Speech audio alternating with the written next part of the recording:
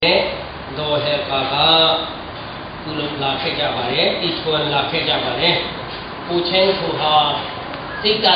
nge nge ne ka sikta alon chin chan ne pukkuကျွန်တော်တို့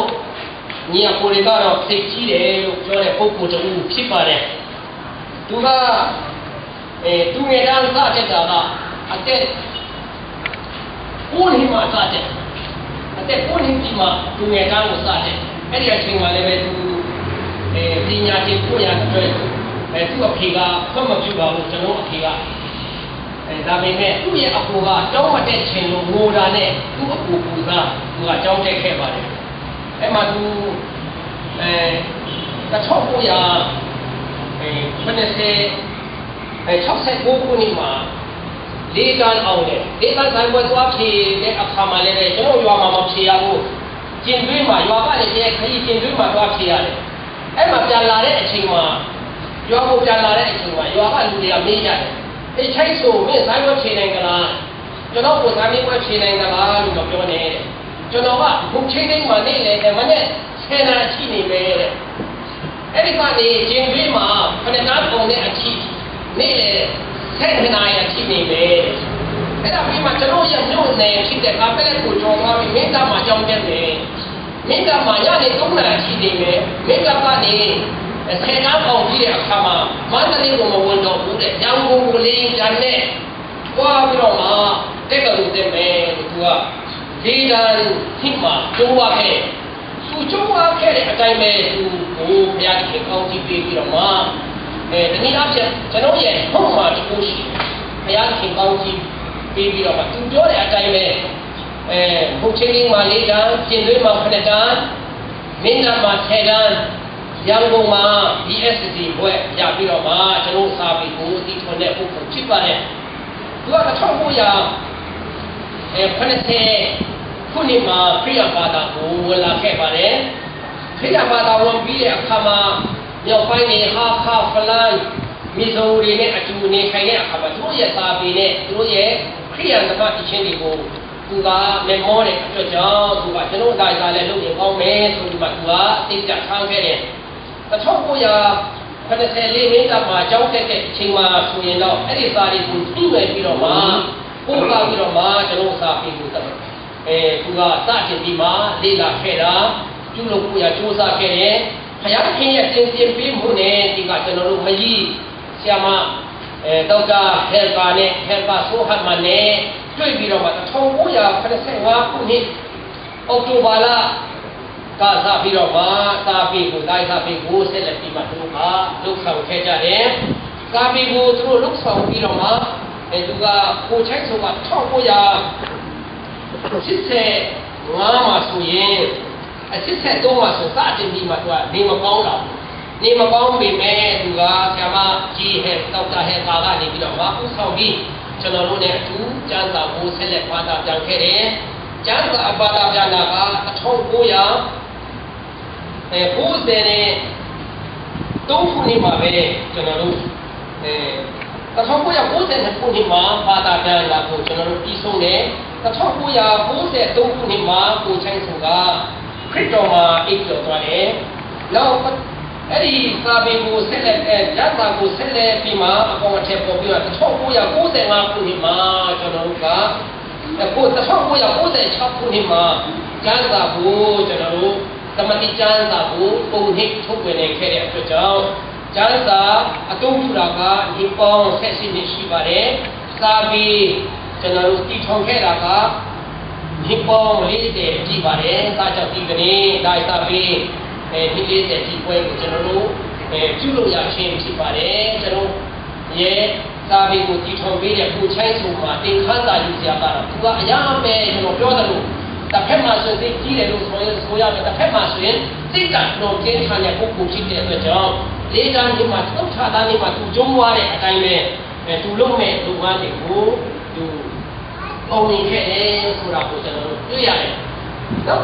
တစ်ချက်ကကျွန်တော်တို့ရေဒီယိုအတန်လွတ်အစီအစဉ်မြန်မာဘာသာစကားနဲ့အရှိထားအတန်လွတ်အစီအစဉ်ကိုဒေါက်တာတင်မောင်ထွန်းကဖွင့်တာကိုကျွန်တော်ကြားတဲ့အခါမှာလုံးပဲဖွင့်ထားရတယ်ကျွန်တော်တိုင်းလိုလေဒီလိုဖွင့်ရင်ပေါ့မှာပဲဆိုပြီးမှ လေးဆိုရဲနိုင်ကြီးရဲ့ကျွန်တော်တို့အဲ့တုန်းကဆိုရင်ကျွန်တော်တာရီကအခုလိုမများသေးဘူးတိုင်းလူငယ်တွေအများပဲနဲပါသေးတယ်အဲ့ဒါအချိန်မှာကျွန်တော်1993ခုနှစ်မှာကျွန်တော်စတင်ဆွေးနွေးပြီးတော့မှစတင်ပြီးမှစူးကြောင်းကြတယ်အဲ့ဒါကိုဒေါက်တာတင်မောင်ထွန်းစီမှာကျွန်တော်တင်ပြတဲ့အချိန်မှာခွင့်ပြုတဲ့အတွက်ကြောင့်ဆရာတိုင်းကြီးကတာဝန်ယူပြီးတော့မှ1995ခုနှစ်မှာစတင်ပြီးမှလာဘာသာစကားနဲ့ယနေ့အထိပဲအတန်လွတ်နိုင်တဲ့အခွင့်ကိုရပါတယ်ဒီကနေ့ကိုချိုင်းဆိုတဲ့ကိုနိုင်ကြီးများအသက်ရှင်ရှိလို့ရှိရင်တော့အရာပဲဝတ်တာပြီးဖြစ်ကြလိမ့်မယ်လို့ကျွန်တော်ပြောနေတယ်သို့တော်လည်းပဲသူတို့နှစ်ယောက်ကခရစ်တော်မှာတိကျသွားပြီးဖြစ်တဲ့အတွက်ကြောင့်ဒီကနေ့သူတို့မပါရင်လည်းပဲသူတို့ဘုရားရှင်ရဲ့နိုင်ငံတော်ကနေကျွန်တော်တို့ကျွန်တော်ရဲ့ဒီလိုပြုလုပ်တဲ့အကြောင်းကိုသိကြပါလိမ့်မယ်လို့ကျွန်တော်ယုံကြည်ပြောနေပါတယ်ကိုယ်လည်းကြီးကိုလည်းပဲဘုရားရှင်အသုံးပြုတယ်ကျွန်တော်စာပေလုပ်ငန်းနဲ့ရေဒီယိုလုပ်ငန်းကိုလုပ်ကိုင်နေတဲ့ဆိုပြီးကျွန်တော်တို့ရဲ့တကယ်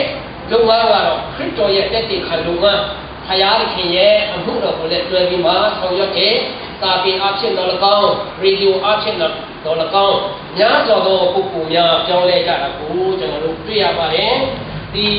ဆရာဦးစောဝန်ထွန်းရဲ့ဦးဆောင်မှုဖြင့်ကျွန်တော်တို့ရေဒီယိုအတန်ဖွင့်ခြင်းအဖွဲ့ကိုကျွန်တော်တိုင်းပါသာစကားနဲ့အရှိချာမနီလာကနေအတန်ဖွင့်ရတဲ့အခါမှာကျွန်တော်ဗျာမေဝန်တာတယ်လို့ဆရာစောဝန်ထွန်းကိုလည်းပဲဗျာမေကျေးဇူးတင်ပါတယ်ဆိုတဲ့အကြောင်းပြောကြလို့ပါတယ်ကိုယ်နဲ့ဒီဟာလည်းပဲဖယားခင်မှာယုံကြည်ခြင်းမှာကိုကျွန်တော်အဖို့ချိုက်ဆိုကတော့သိကျင်းထန်တယ်ကိုယ်နဲ့ဒီကတော့ယုံကြည်ခြင်းကျင်းထန်တယ်သူရဲ့ယုံကြည်ခြင်းကတော့တခြားလူကဒီထက်ယုံကြည်တယ်ဆိုရင်တော့ဒီခံကြပေါ့ကျွန်တော်တိုင်းလူမျိုးထဲမှာဆိုအမြင့်ဆုံးလို့ကျွန်တော်အားကိုးရတဲ့ပုံပုံဖြစ်တယ်သူကအမြင့်တဲ့စုတောင်းလို့ရှိတော့ဘုရားခင်ရဲ့စကားကိုနားထောင်တယ်တခါတော့ကျွန်တော်တို့ဘယ်လိုမှမလုပ်နဲ့ဘုံသူတို့ကြေးရွာအတွက်ကျွန်တော်တို့ကရေပိုက်ကိုတောင်းပေးတယ်ရေပိုက်တောင်းပေးတဲ့အချိန်မှာရတယ်အတွက်ကြောင့်အဲ့ဒီထုတ်မဲ့လူကဥပ္ပထာဖြစ်တယ်သူတို့ရဲ့ရကဥပ္ပထာကထုတ်ရကိုဖြစ်တဲ့အခါမှာရကဥပ္ပထာဆိုကျွန်တော်ကသွားပေါ်ဖို့သွားကြတာအချိန်ကလည်းရဲမဲ့အချိန်ရတယ်ဘုံသူတို့ကနော်ဒါပေမဲ့အဲ့ဒီဘုံသူတို့ကရကဥပ္ပထာကခြေကျင်းတဲ့၃ရက်ခရီးမှာနောက်တာပွဲရှိလို့အဲ့ဒီပွဲကိုသွားတယ်သူကမနေ့ကထွက်သွားတယ်ကျွန်တော်ကဒီနေ့ရောက်တယ်ဆိုတော့၃ရက်ခရီးဆိုတော့ကျွန်တော်ရောက်တဲ့နေ့မှာသူကအဲ့ဒီ၃ရက်ခရီးကိုရောက်ဖို့ဖြစ်နေအဲ့ဒီအချိန်မှာကျွန်တော်နဲ့အတူဆူတောင်းတယ်ကျွန်တော်ကဆူတောင်းပြီးတဲ့အခါမှာကျွန်တော်ကပြောတယ်လဲဆိုတော့ဒီကိုနိုင်ကြီးရေခင်ဗျဘယ်လိုသဘောရတယ်လဲကျွန်တော်ကတော့မီးတော့ပါပဲဖြစ်နောက်တစ်ခေါက်ပဲလာရင်ကောင်းမှထင်တယ်သူကတော့မဟုတ်ဘူးတဲ့ဘုရားခင်ရဲ့အတန်ကြားတယ်တဲ့ဟာလေလုယာဘယ်လိုကြားတယ်လဲဆိုအဲ့ဒီရကဥပ္ပထာကတည်းကခရီးမှာသူကရှိနေပြီလေဆိုတော့ဘုရားခင်ကပြောပြတယ်တဲ့အဲ့ကောင်မလေးနဲ့တော့လို့ကျွန်တော်ပြောတာတကယ်ဒါဆိုရင်ကျွန်တော်တာဝန်ယူမယ်သွားခေါ်မယ်လို့မဟုတ်လို့ရှိရင်မင်းတရားရှိရမယ်လို့ကျွန်တော်ပြောတယ်နောက်ကြတော့လူဟဲကိုခေါ်ပြီးတော့မှအဲ့ဒီဥပ္ပထာကိုတွားလိုက်ကြသားဆိုမှကျွန်တော်တို့နောက်နေ့မှာထွက်တဲ့အခါမှာအဲ့ဒီဥပ္ပထာကတည်းကခရီးမှာဟောင်းတောက်နေကြရှိသေးတယ်အဲ့ဒါနောက်နေ့ကျတော့ပြန်ခေါ်လာကြတာကျွန်တော်ယုံကြည်ခြင်းမှတူတယ်လက်မြောက်အဲ့လိုပဲယုံကြည်ခြင်းမှတကယ်အားကိုးရတဲ့ပုံဖြစ်တယ်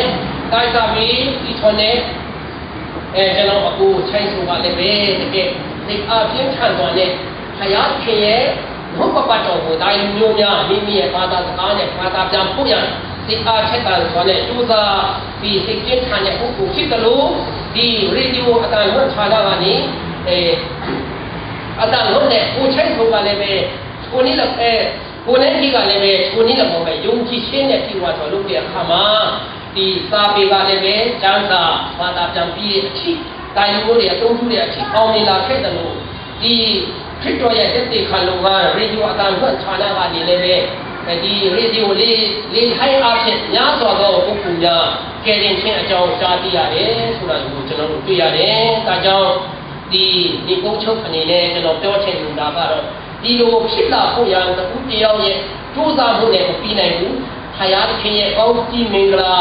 ရှိတယ်။ကောင်းကြီးမင်္ဂလာအပြင်အဖက်ဖက်ကနေတိုင်းမျိုးမဟုတ်တော့လည်းပဲဘာမိုးပြီးမှပူညီကြတယ်အတင်းတော်အကြီးကြီးအထူးသဖြင့်ကျွန်တော်ရဲ့ဆရာကြီးဒေါက်တာတင်မောင်ထွန်းတို့ကအထူးကျေးဇူးတင်တယ် ညီကိုများအတင်းတော်မဲ့အတင်းတော်ကဖောင်းဆောင်များကိုလည်းအထူးကျေးဇူးတင်ပါတယ်ဆိုတဲ့အကြောင်းဒီကျွန်တော်နိုင်တာပြင်းနဲ့